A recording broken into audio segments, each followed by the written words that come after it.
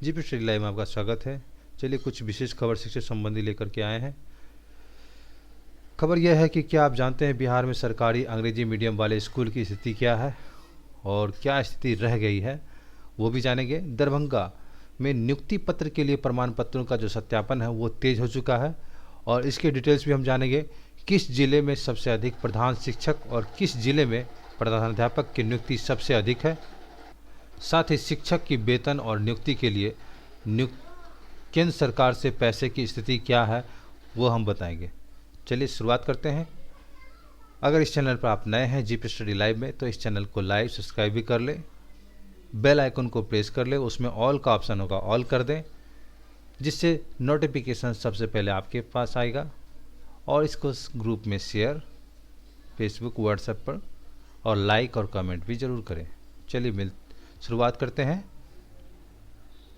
दरअसल third counselling की भी तैयारी चल रही है और नियुक्ति पत्र के साथ साथ नियुक्ति पत्र की भी तैयारी चल रही है। तो शिक्षक नियोजन ने देश के 137 विभिन्न संस्थानों से जारी 2173 प्रमाण पत्र के संबंध में है। तो 2173 प्रमाण पत्र सरकार की घोषणा के बाद वह प्रमाण पत्रों का सत्यापन भी जो है अब तेज हो चुका है और 25 फरवरी तक नियुक्ति पत्र देने की बात सरकार की तरफ से की जा रही है।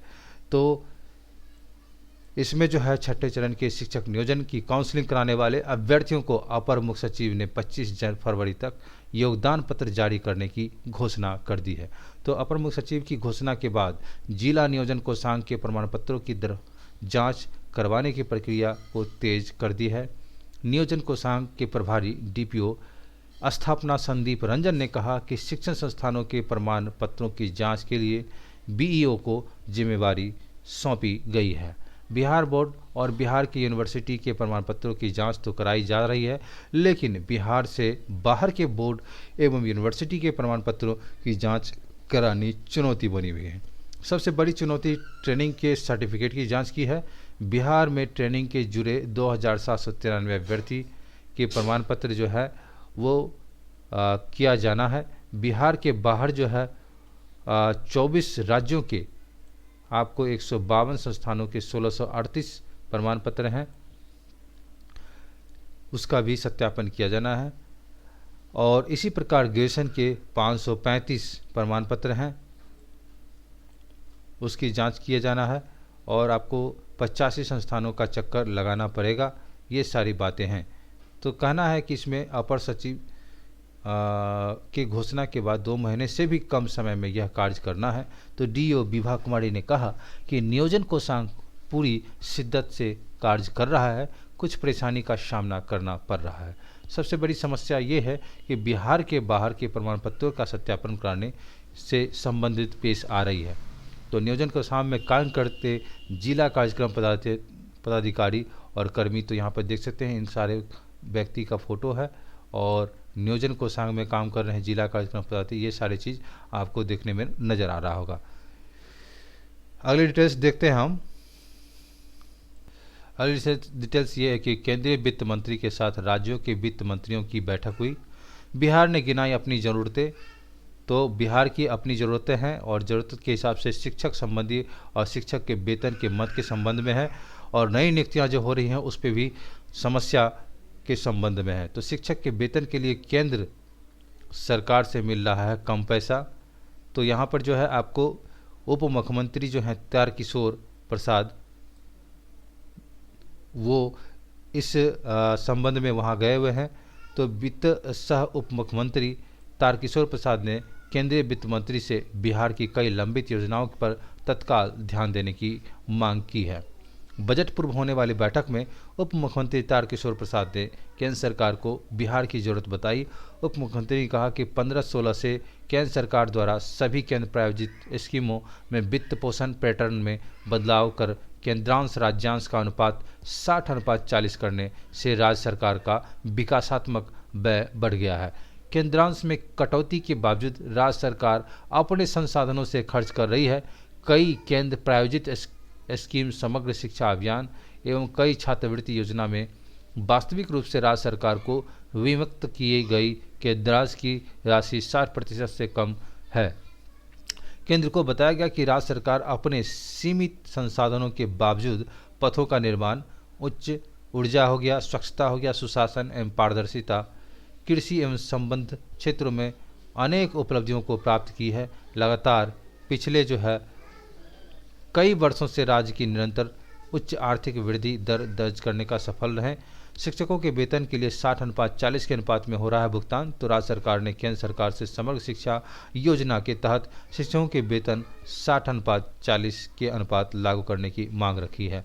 बिहार की ओर से कहा गया है कि केंद्र सरकार शिक्षकों के वेतन के मद में भारी कटौती कर रही है। राज्य सरकार को प्रतिवर्ष लगभग 7,000 करोड़ रुपये कम मिल रहे हैं। केंद्र सरकार द्वारा शिक्षकों के वेतन 15,000 से 25,000 रुपये की दर से प्रतिमाह निर्धारित की गई है, जबकि इन शिक्षकों के औसतन 30,000 रुपये प्रतिमाह की दर से वेतन का भुगतान किया जाता है। इस वर्ष समग्र शिक्षा का अंतर्गत कार्यरत शिक्षकों के वेतन भुगतान हेतु 12,045 करोड़ रुपये की आवश्यकता है। इस कमी को पूरा करने हेतु राज्य सरकार को लगभग 8,400 करोड़ रुपये की अतिरिक्त राशि की व्यवस्था करनी है। तो सामाजिक पेंशन की बात किया जाए तो सामाजिक पेंशन के लिए संख्या की शर्त खत्म हो गई है। राज्य सरकार ने कि बिहार की सामाजिक पेंशन योजना के तहत संख्या की सीमा के बाहर रखा जाए। राज्य को लगभग 15,93,064 अतिरिक्त पेंशनधारियों के लिए केंद्र सरकार द्वारा पैसे नहीं दिए जाते हैं।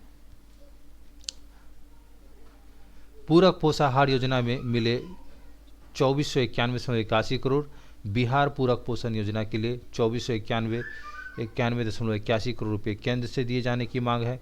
पंजीकृत सभी लाभार्थियों की संख्या को ध्यान में रखते हुए 2491.81 करोड़ की मांग की है। ज्ञापन में अल्पसंख्यक और पिछड़ा अति पिछड़ा वर्ग के छात्रों को छात्रवृत्ति प्रदान के लिए अतिरिक्त राशि के लिए मांग की गई है। अल्पसंख्यक छात्रों के लिए संख्या की सीमा खत्म करने एवं पिछड़े के व अति पिछड़े छात्रों के लिए 5 करोड़ रुपये दिए जाने की मांग की गई थी। तो यह भी रही है मांग उनका। तो मांग ये है कि विश्वविद्यालय और शिक्षक से की वेतन 383.50 करोड़ की राशि शीघ्र विमुक्त किया जाए। मंत्रालयों के द्वारा राज्यवार बजट राशि निर्धारित हो। ऊर्जा क्षेत्र के लिए वन नेशन वन टैरिफ और आत्मनिर्भर भारत पैकेज को ही मॉनिटरिंग हो। नेशनल इंफ्रास्ट्रक्चर पाइपलाइन योजना के तहत राज्य की चयनित 10 सिंचाई योजना के लिए केंद्र सरकार की राशि उपलब्ध कराए। उसके बाद जो है आपको 25 करोड़ रुपए से अधिक लागत वाले योजनाओं को बाढ़ प्रबंधन कार्यक्रम में शामिल हो और क्षतिग्रस्त योजना के लिए 50% के बदले 90% केंद्रांश की राशि दी जाए। तो ये सारी बात है। उसके बाद बाढ़ सुखाड़ की योजना के लिए पूर्व की भांति 60% से बढ़ाकर 90% की केंद्रांश किया जाए। अगले डिटेल्स देखते हैं।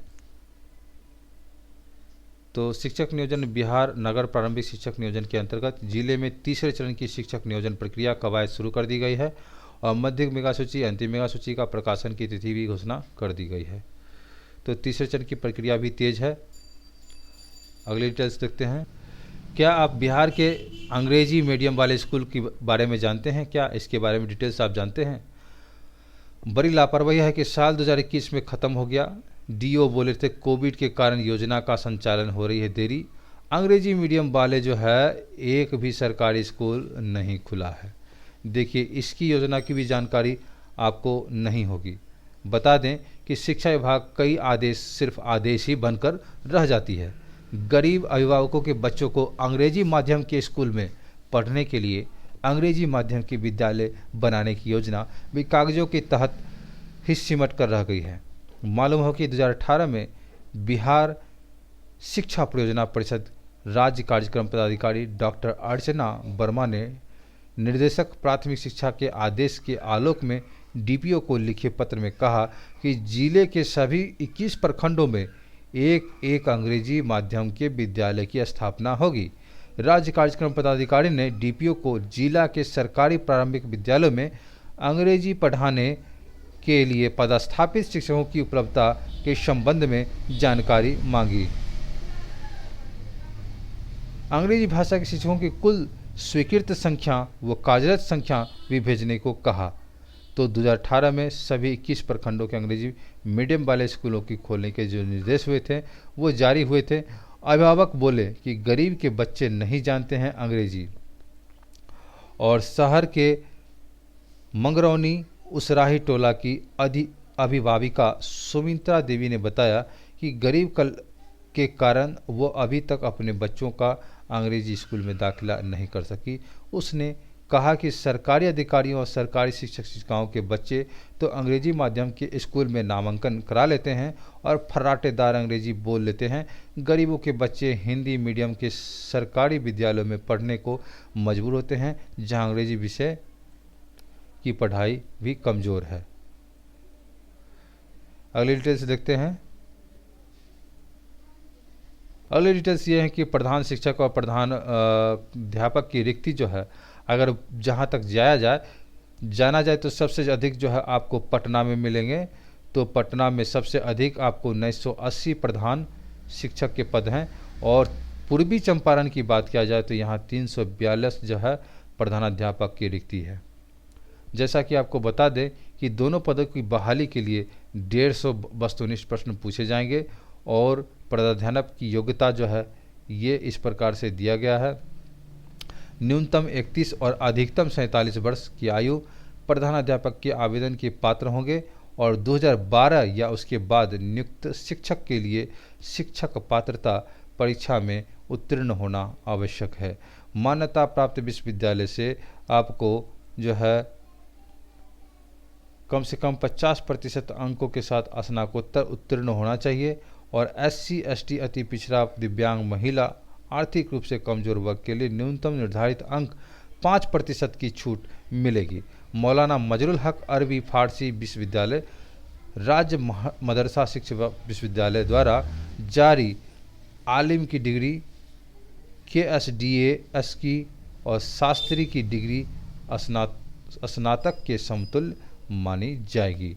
साथ ही आपको BEd BAed BSCed उत्तीर्ण होना आवश्यक है।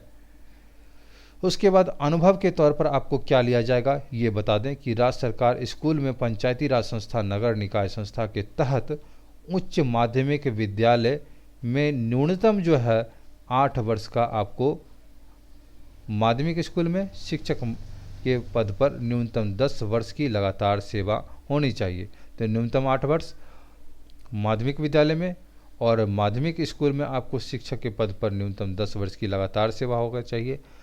साथ ही आपको यहाँ पर जो है अगर आपके पास CBSE ICSE BSEB से अस्थायी संबद्धता प्राप्त स्कूल में उच्च माध्यमिक विद्यालय में शिक्षक के पद पर न्यूनतम 10 और माध्यमिक विद्यालय में 12 वर्ष की सेवा हो तो योगदान की तिथि या प्रशिक्षण आहर्ता प्राप्त करने की तिथि जो बाद का तिथि है इसके आधार पर गणना होगी। तो ये सारे टर्म कंडीशन हैं जो आपको फॉलो करना पड़ेगा, तभी आप जा कर के प्रधान शिक्षक और प्रधानाध्यापक के रिक्त पदों पर आप फॉर्म भर सकते हैं।